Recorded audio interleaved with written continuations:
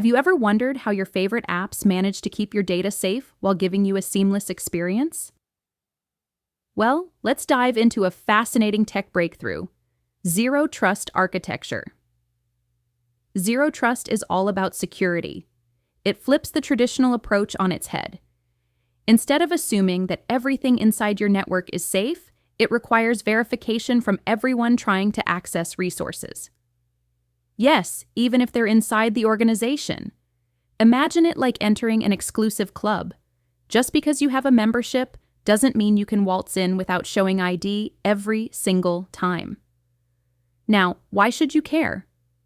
In today's digital age, data breaches are frequent, and your personal information is at risk more than ever.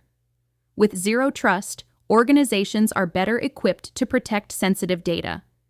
This means safer online transactions, more privacy for your personal information, and a stronger defense against cyber threats. Key takeaway? If you're working in tech or just a curious user, understanding Zero Trust can empower you to make informed decisions about your online safety. And here's a tip: always look for services and platforms that implement these kinds of security measures. Keep your digital life secure and always question what you click. This is today's tech update for July 27th, 2025.